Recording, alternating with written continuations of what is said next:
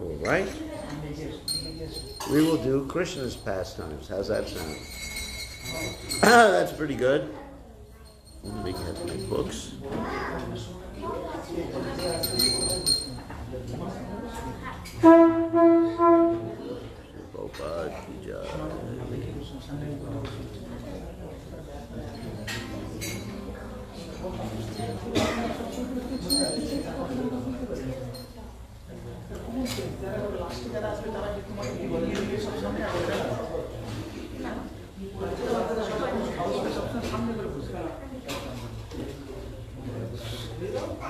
All right.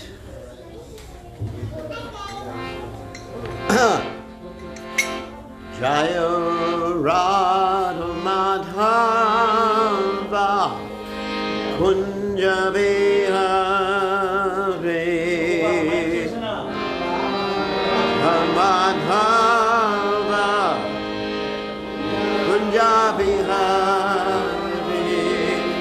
Jaya Radha Kunja Vihare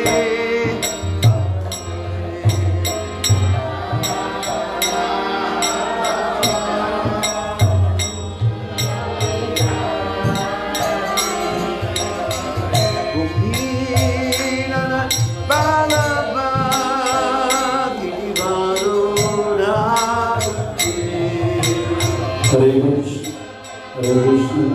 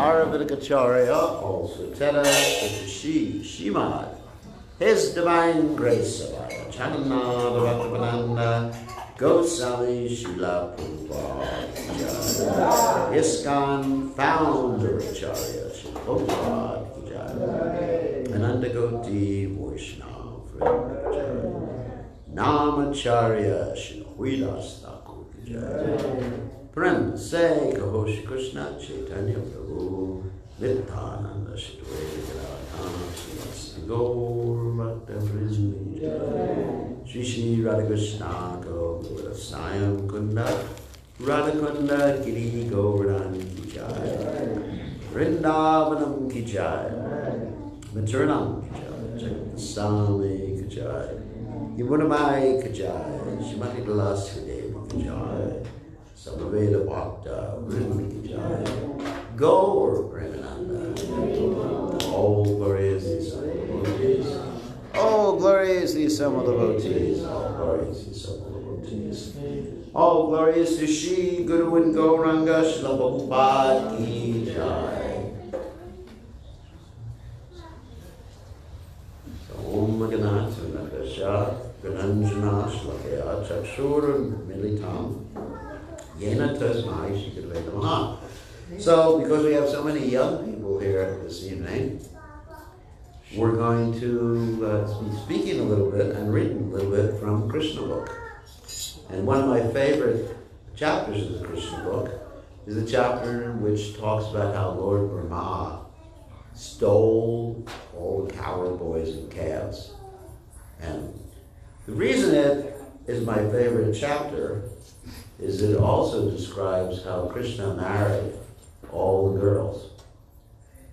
You understand? Although that's mentioned in the Acharya's commentary. So I'm going to read a little bit and then we'll talk a little bit. So we're in the middle of the chapter. Krishna is actually getting ready to take lunch with the cowherd boys. And they're actually out there taking care of the calves. So, in the middle of the chapter, on hearing this proposal from Krishna, all the boys became very glad and said, "Certainly let us all sit down here to take our lunch." Then they let loose the calves to eat the soft grass. Sitting down on the ground and keeping Krishna in the center, they began to open their lunch boxes brought from home. Lord Krishna was seated in the center of the circle, and all the boys kept their faces toward him. They ate and constantly enjoyed seeing the Lord face to face. Krishna appeared to be the whirl of a lotus flower, and the boys, touch the wrong button here. Sometimes you touch the wrong button. And the boys surrounding him appeared to be its different petals.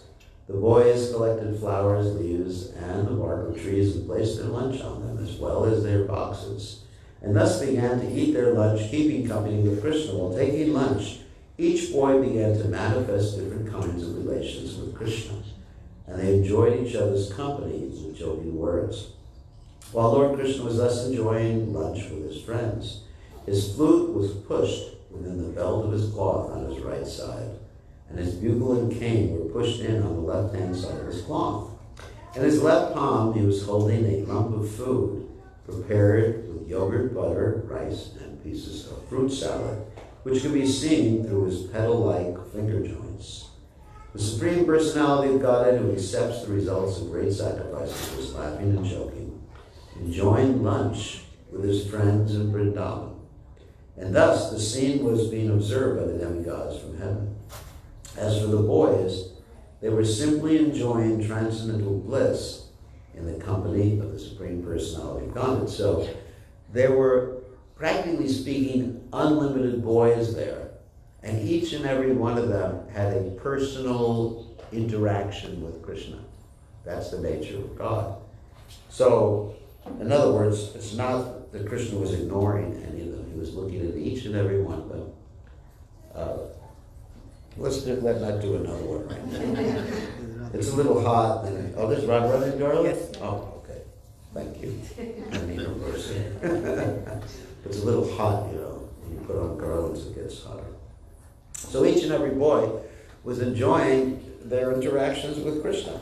And they each had a different type of relationship. Like, you've all heard of Madhu Mango before? Like, he has a very joking relationship with Krishna.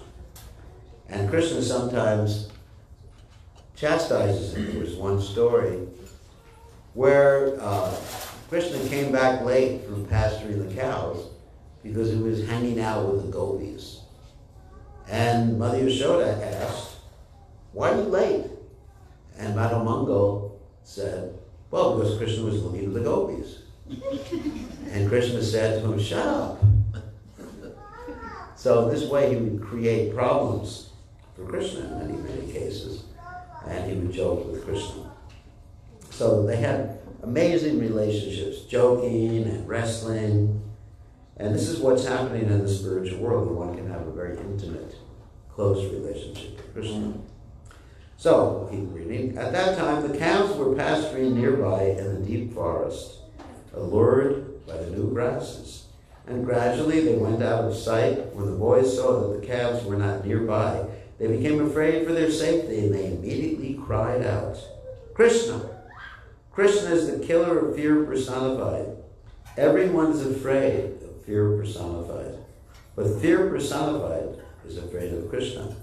By crying out, "Krishna," the boys at once transcended the fearful situation. Out of his great affection, Krishna did not want his friends to give up their pleasing lunch engagement and searching for the calves. He therefore said, "My dear friends, you need not interrupt your lunch. Go on enjoying. I am going personally to find the calves." Thus, Lord Krishna, still carrying the lump of yogurt and rice preparation in his left hand, immediately started to search out the calves in the caves and the bushes. He searched in the mountain holes and in the forests, but nowhere could he find them. At that time, when Aghasura was killed and the demigods were looking at the incident with great surprise, Brahma, who was born of the lotus flower growing out of the navel of Vishnu, also came to see. He was surprised how a little boy like Krishna could act so wonderfully. Although he was informed that the little coward boy was the Supreme Personality of Godhead, he wanted to see more of the Lord's glorious pastimes, and thus he stole all the calves and coward boys and took them to a different place. Lord Krishna, therefore, in spite of searching for the calves, could not find them. And he even lost his boyfriends on the bank of the Yamuna, where they were taking their lunch. In the form of a coward boy, Krishna was very little in comparison to Brahma, but because he is the Supreme Personality of Godhead, he could immediately understand that all the calves and boys had been stolen by Brahma. Krishna thought, Brahma has taken away all the boys and calves. How can I alone return to Vrindavan? The mothers will be very aggrieved. Therefore, in order to satisfy the mothers of his friends, as well as to convince Brahma of the supremacy of the personality of Godhead, he immediately expanded himself as the cowherd boys and calves. In the Vedas, it is said that the Supreme Personality of Godhead has already expanded himself into so many living entities by his energy. Therefore, it was not very difficult for him to expand himself again into so many boys and calves. He expanded himself to become exactly like the boys, who were all different features and facial and bodily construction, and who were different in their clothing and ornaments and in their behavior and personal activities. In other words, although each boy, being an individual soul, had entirely different tastes, activities, and behavior, Krishna exactly expanded himself into all the different positions of the individual boys. He also became the calves, who were also of different sizes, colors, and activities. This was possible because everything is an expansion of Krishna's energy. In the Vishnu Purana, it is said, Parasya Brahmana Shakti. Whatever we actually see in the cosmic manifestation, be it matter or the activities of the living entities, is simply an expansion of the energies of the Lord, as heat and light are different expansions of fire. Let me explain a little bit about this. So, everything is created by Krishna. And in one sense, we say everything is Krishna, right? And in another sense, everything is different from Krishna. What is that called? What did Lord Chaitanya call that? Achincha, what? Abheda, Abheda Tattva. Then in one sense, everything is the same. In another sense, everything is different. That's because everything is Krishna's energy, and the energy becomes transformed into different ways. There's a Sanskrit word for that. It's called parinam. Parinam is transformation. Shakti parinam. You understand? All of Krishna's energy, Krishna can transform them in any way he wants. Now, the Mayavadis, they say something different. They say Brahman parinam. You know what that means? They say Brahman becomes transformed. We don't agree with that. Krishna, the Supreme Brahman, is never transformed. He always remains the same. But the energy becomes transformed. So Krishna can do anything he wants, plus everything belongs to Krishna. What is that verse in the Upanishad that states that? Yatkancha.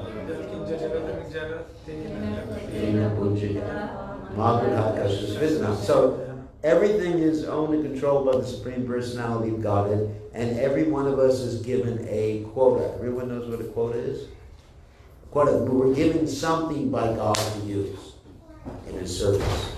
For example, our body is one of the things that God has given us. So does our body belong to us? No.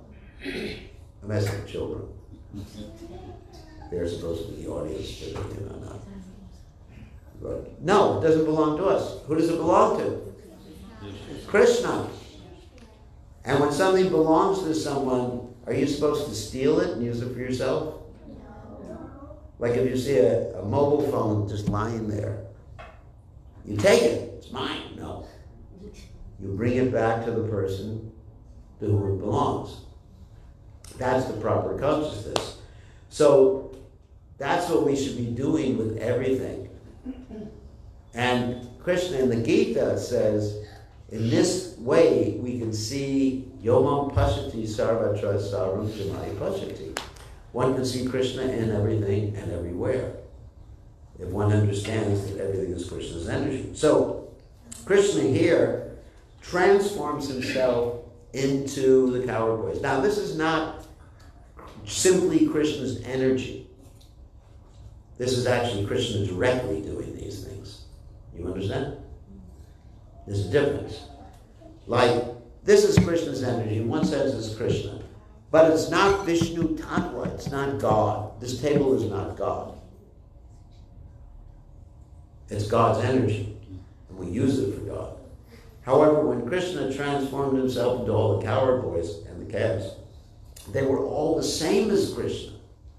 There's a verse in the Brahma Samhita, no, I'm asking children, you may know, Advaita.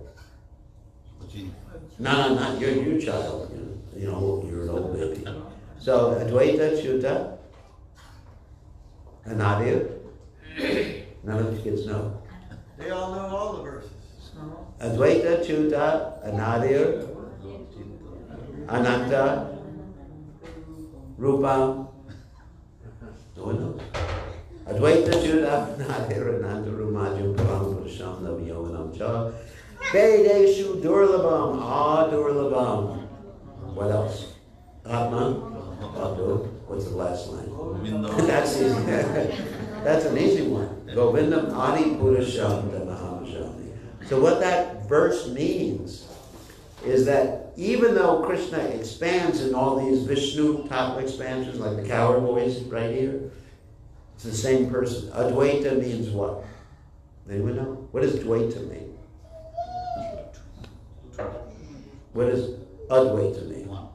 Without two, the negation of two.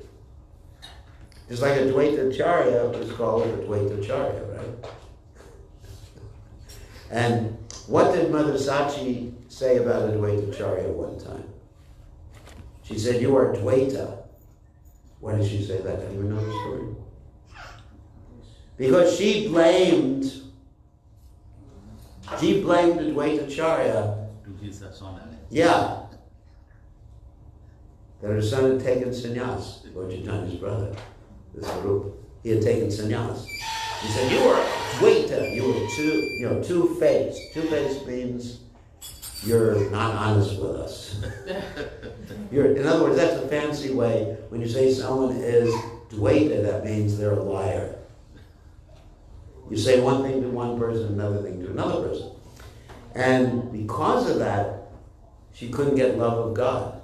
You know the story? Yeah. When Lord Chaitanya was giving out love of God to everybody, he said, "Everybody can get it. Sachi Mata can't get it." He said, "Why not? She's your mother." And Lord Chaitanya said she committed an offense. And then she begged at Advaita Charya's feet, and then Lord Chaitanya gave her pure love of God. So here, we're talking Advaita, Chuta, Ananta Rupa. Let's go back to the Brahma Samhita. Advaita means that all the different incarnations of God, or avatars, or expansions, they're all the same person, acting in different ways. For example, you have Krishna and Balaram. Balaram's the first expansion, right? And then after that, you have something called the Chaturvyuha expansions. Anyone know what that is? What's a Chaturvyuha? I know. Yeah, Vasudeva, Sankarshan, Arjuna, and Aniruddha. And can you give me an example? This is a test. Actually, we should ask the adults this. What is the Chaturvyuha expansion in Lord Rama's pastimes? Yeah, Ram, Lakshman, Bharat, Shatrugna. That's Chaturvyuha. And they're all the same persons. That's the point I'm making. Advaita. They're all the same persons at the same time. They're not different persons. But they act differently. Simultaneously. That's God. He can do all these things. He can act differently at the same time with millions of different expansions, or trillions or quadrillions of different expansions. And Advaita Achyuta, and he's also infallible. And he has unlimited expansions, unlimited avatars. Do you know that Krishna appears in every species of life? Prabhupada said that. So there's an incarnation of Krishna as a bird, an incarnation of Krishna as an insect. If you ever see an insect with a peacock feather, be careful. Don't go like that. So, anyway, they're all the same person. When Krishna expanded, Ananta Rupam, That means unlimited forms. Same body, too. Ajopi son of Yatman, Utanami Shirobisham. And so when Krishna expanded as the coward voice, that was Krishna. Just acting as the coward voice. And he did this so that the mothers of all of his friends, they wouldn't get discouraged. Because what would happen if you came back from playing with your friends and none of them were there? How would you talk? Well, how would you explain this to their parents? What would you say? You know, let's say you went out to play, whatever, and you came back. And you said, "Well, so and so disappeared." I think parents would be pretty upset. We don't know where. You know, we were in the forest, and it's nighttime. It doesn't matter. They're gone. So Krishna, in order to pacify them, then he did this. So, and Krishna also became all the calves. Now, there's a reason Krishna did this. I'm going to stop reading for a second. Because, first of all the different older gopis, we're not talking about the gopis that Krishna danced with, but the elder coward ladies, they all wanted to have Krishna as their son. They were all thinking, we want Krishna as our son. And they were a little, I'm not saying envious, but they really wanted Krishna as their son. And then so Krishna fulfilled that desire. And they became more affectionate towards Krishna during that year than they had been to their sons. And also the cows, they wanted to have Krishna as their calf. And so Krishna fulfilled the desire of the cows. Now, what about Krishna marrying all the gopis? Well, I'll explain. That during that year, all the coward boys were supposed to get married to coward girls. That's natural. Now, in those days, the girls and boys got married when they were not this small, but when they were really small. Like even Bhaktivinoda Thakur, I think his wife was like 6 or 8 years of age when they got married. It's pretty. Can't do that in America, you get arrested. So, but the reason they did that was they didn't stay with each other or anything like that. The reason they did that is because later on when they grew up, they knew they had a husband or a wife. Because otherwise, people will just keep looking on their mobile phones. And it's like, is he the boy for me? You know that eeny, meeny, miny, mo? Of course they don't know that. Is he for me? And that way, their minds would be stable. They'll know, yeah, when I grow up, he'll be my husband. It's pretty good. So, therefore, during that year, they all got married to the coward boys. But the coward boys were all Krishna. Right? Yeah. So they got married to Krishna. So when people say, and sometimes you'll hear this when you talk to people who don't know about Krishna consciousness, they'll say, what kind of God was Krishna? He danced with so many other people's wives. They criticize like that, isn't it? Oh. And they say, oh, he must be really lusty. Actually, Prabhupada one time said, even if you say Krishna's lusty, he's unlimitedly lusty. So then, they got a chance to marry Krishna. And that fulfilled their desire. Of course, previously they had done this thing called this Katyayani Vrat. You all heard about that before? Some of you may know that. Katyayani Vrat is a vow that the gopis took to get Krishna as their husband. And when they took that vow, they meant bathing in the river in the freezing cold in the winter, when it was very cold, and just eating havisha, which means unspiced food once a day, like some khichdi. You understand what I'm talking about. And then at the end of that particular time, when they did the Katyayani Vrat, then that's when Krishna stole their clothes. And You all know that story. Krishna was up in the tree, took their clothes, and they were very embarrassed, and they had to come. Krishna said, you better come out, you've offended Varuna by bathing like that. And so that's another instance in which it signified that Krishna was married to the gopis. But in this case, he actually got married to the gopis. So Krishna never danced with anyone else's wife. Krishna danced with his own wives, which is all right. Krishna is the original Bollywood star. Because you see in all these Bollywood movies, they always have a circle dance, isn't it? Is that true? I've seen it. I haven't watched that many. There was one movie I watched that was called Slumdog Millionaire, which you've seen, and which there was a circle dance right in the middle of the Bombay railway station. And nobody dances in the middle of the Bombay railway station. It's very dirty. So this is a reflection. It's called a perverted reflection of the spiritual world. Isn't it? Because in the spiritual world, Krishna has a circle dance too. And everybody in this world is trying to imitate Krishna, right? Even there's a verse that the imitating Krishnas chant every day. Ishwaroham, aham bogi siroham balavam sukhi. You know that verse? No? That's from Divine and Demoniac Natures of Bhagavad Gita. I am the controller. Ishwaroham. Aham bogi. What's a bogi? Anyone know what a bogi is? Enjoyer. Enjoyer. But Krishna is a bogi, right? We offer Krishna what? Boga. Don't offer Krishna prasadam, because prasadam means his mercy.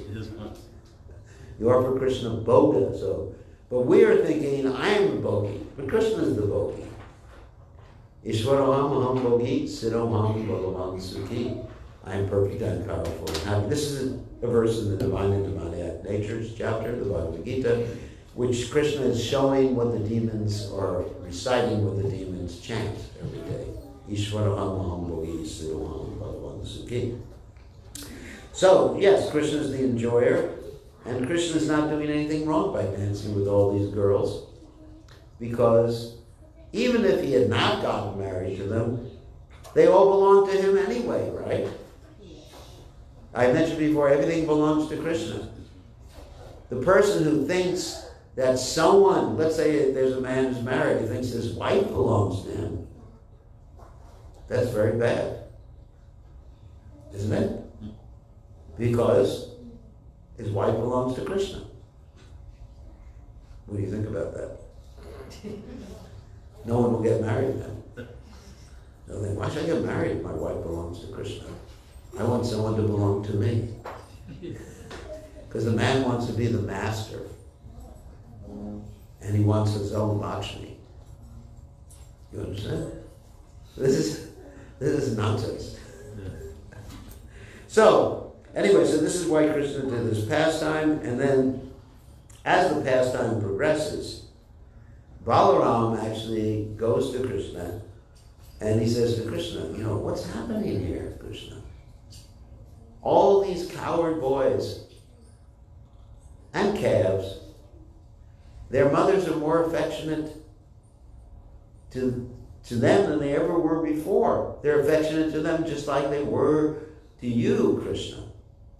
And not only that, the cows, when they saw their calves, even though they had younger calves, neglected the younger calves to run towards the calves that were Krishna. And they jumped down the hill, like Govardhan Hill. They actually ran down Govardhan Hill. And Balaram asked Krishna what had happened, and then Krishna explained what had happened. And then Lord Brahma, basically, after a moment of his time, because there's a difference on the earth. In the earth it was like a year, and in Lord Brahma's time it was just like this. Because time is relative. Like 1 second of Lord Brahma, or half a second, or 1/10 of a second, or 1 millionth of a second, is actually like a whole year on this earth planet. It's like that. Like Prabhupada said, just like the difference between us and certain bugs. He said certain bugs are born in the morning or at night, and they die by the next morning. Prabhupada talked about what he called Diwali bugs. Do you know what a Diwali bug is? The Diwali time you can see. What? In the Diwali time, you can see that. Yeah. No, but they're also called Diwali bugs because they have lights on them. Yeah, that's the thing. They're attracted in the light. Yeah, they're fireflies, they're called. You see fireflies? And so they're born. So their whole lifetime is in one night. They're born, they have children, they get old, and they die in one night. And for us, it takes maybe 100 years if we're lucky. So there's a difference in time depending on who you are, what bodies you have, and especially what planets you are in. So Lord Brahma, after this whole thing, he came and he apologized. And he was just curious. He was not offensive. Interestingly enough, there's a certain group of devotees who don't like this pastime. They're the followers of Madhvacharya. They don't like something good. It's called the Brahma Vimomana Lila. Vimomana means when Lord Brahma got bewildered. Why don't they like it? Because Lord Brahma is who? In our disciplic succession. Does any of the children know? Any children know? Who is Lord Brahma? I'm not asking for his personal name, like Joe or Bill or something like that. But where does he fit in our disciplic succession? Any children know? Yeah, are you a child?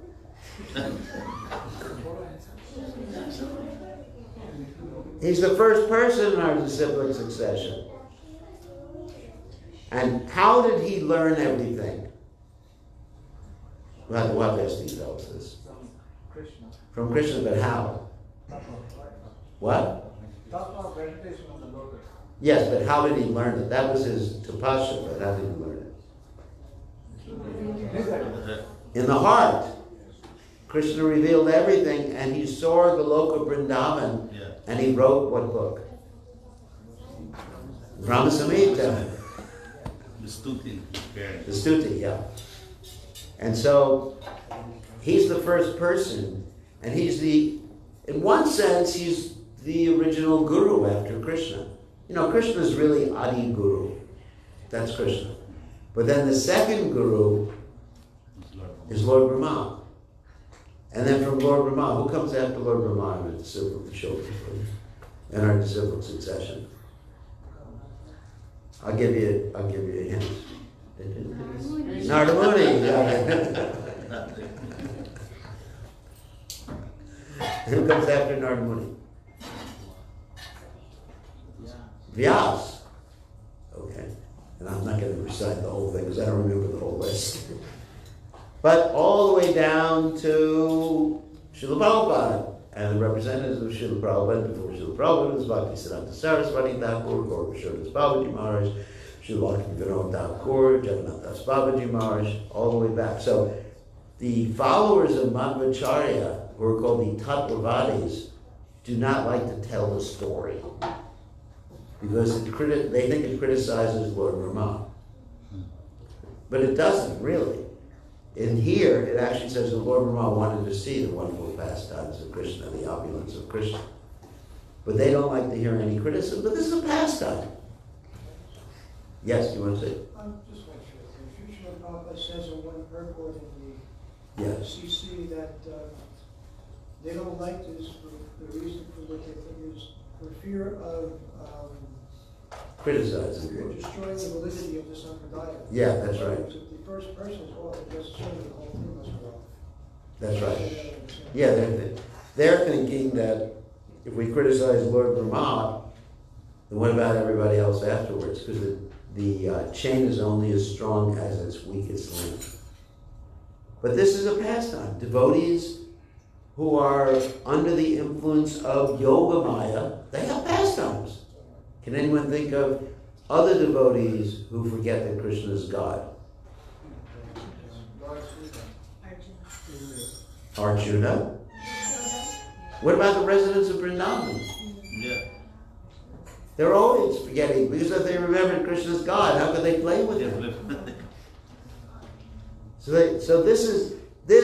we understand that Lord Brahma doing this to try to understand Krishna is evidence of his close relationship with Krishna. Because Krishna was playing with him. You understand? Krishna was playing with him. Like Mother Yashoda forgets that Krishna is God. Even when she saw something that proved that Krishna was God, what did she see, children? What did she see that really should have convinced her that Krishna was God? I'll give you a hint. She saw all the universes in Krishna's mouth. What else did she see in Krishna's mouth? She saw herself. Instead of thinking Krishna's God, Krishna just thought, this is not good. She would get so bewildered. And then she forgot about that. And she thought, Krishna's just my little baby. But he was God. Or it is God. So this is called Yogamaya. So even, or especially great devotees, they forget Krishna's God. It's called Prema Vivarta. Jagadananda Pandit wrote a book called Prema Vivarta. Anyone's read it? No. That means the illusion of prema. Prema Vivarta. You haven't read these books? Yeah. Is it not a story? No. That's Prema Vilas, that's another book. You're the Prema Vivarta. Anyway, I guess I've read more books than you. So by love, you forget who someone is. And that's the love of the gopis, the love of the residents of Vrindavan. And Lord Brahma was put into this Yogamaya so he could do this pastime. That's why. He's a pure devotee. Because what happened after he achieved his perfection, after meditating, after undergoing austerities? He saw the spiritual world. He's a pure devotee. So pure devotees have their pastimes with the Lord. Okay, so any questions? Any children? Yeah. You mentioned that those four Chaturvur, Sampasan, Anuruddha. Yeah, Shatavyuha. Chaturvura, yeah. In Ram Leela. So they are so, Ramachandra is not equal to Krishna? Ramachandra is the same as Krishna. And Ram and Lakshman, Bharata, Shatrughna. However, they are acting in different ways. Prabhupada gives the example that when a man goes to the office, he has one type of relationship. When he comes home, he has a different type of relationship. So which relationship is more perfect or more intimate? The home relationship or the office relationship? Right? But he's the same person. It's not, Ram and Krishna are not different gods. They're actually the same person acting in different roles. But it's an extension. Yeah, we say it's expansion, but that means he's exhibiting less. Krishna is the full manifestation of God. Right. But Ram is not a different person. When we talk about expansions, it means, that's the statement in the Brahma Samhita, Advaita, there is one, Achyuta, Ananta Rupa. So Krishna has different moods in different expansions. But we can't say that it's a different person, or he's a different person. He's not a different person. And he interacts with himself. I mean, for example, you have that story in the Krishna book, where the Mahavishnu, he wanted to see Krishna. And what did he do? Does anyone know the story? Mahavishnu wanted to see Krishna. And what did he do? Any of the children know? They should learn Krishna. He stole who? He stole Brahman's sons. And Arjuna said, I'm going to protect this Brahmana. My name is Arjuna. If I can't protect him, I'm going to enter into the fire. And he wasn't able to protect the Brahman's sons. And Arjuna got ready to enter the fire. Krishna said, that's not a good idea. Let's go for a ride. And they went for a ride on the chariot and went past the coverings of the material universe. Earth, water, fire, air, even 9 intelligence, 4 people. And then they saw Mahavishnu. And he said, I just wanted to see you. But in one sense, this is the nature of God. He's so amazing. He can do many things simultaneously, simultaneously and interact with himself in different moods. Now, can we understand it? No, it's a chincha. It's inconceivable, isn't it? Yeah. How can we conceive what it means to be God? I can't even conceive what it means to be a pure devotee. Right? I can't conceive what it means, like Prabhupada's consciousness. I would never even attempt that. What to speak of Krishna consciousness. Whoops. A phone call, important phone call. So anyway, Krishna, he does everything. Just like that story that Prabhupada tells about the Brahmin and the cobbler. You know that story? Any children know? Once upon a time, Narada Muni was going to see Vishnu, and he went to see a Brahmin, and the Brahmin said, tell me when I'm going back to Godhead. And he went to see a cobbler. Cobbler means someone who makes shoes. And the cobbler also said, tell me when I'm going back to Godhead. Ask Vishnu this. And so he goes to see Vishnu, comes back, and the Brahmin asks, basically, what was Vishnu doing? And Narada Muni said, well, it was just, because Vishnu told him to say this, he was putting an elephant through the eye of a needle. And the Brahmin said, get out of here. This is nonsense, basically. And then he went to the cobbler, and the cobbler asked the same question, what was Vishnu doing? And he said, putting an elephant through the eye of the needle. And the cobbler said, okay, very good. And how wonderful my Lord is. And Narada Muni says, what are you thinking about? How can someone put an elephant through the eye of a needle? And the cobbler had some explanation. Well, Krishna could put a whole tree into a seed, or Vishnu could put a whole tree into a seed. He can certainly put an elephant through the eye of a needle. Yeah. He's God. He can do anything he wants. I don't know what it means to be God. I'm just a poor Jesus soul. So Krishna can do anything, he can do it simultaneously, just like he's on the altar here. And how many temples is Krishna on the altar of? In Vrindavan, 5,000. 5,000. Krishna doesn't have any trouble doing that. The same Krishna. He's on the altar here, 5,000 temples in Vrindavan. How many millions of temples around the world? I don't know. And Krishna says, and he's also where else? He's in his holy name, right? Every time we chant, what? Hare Krishna. Krishna's there. How can he do that? I don't know.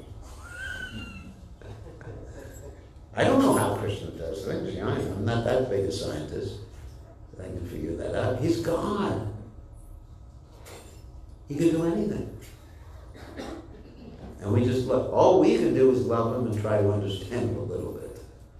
Okay, I think we have to end now. Thank you very much for all listening attentively, and all glories to his divine grace. Srila Prabhupada. Srila Prabhupada ki jai.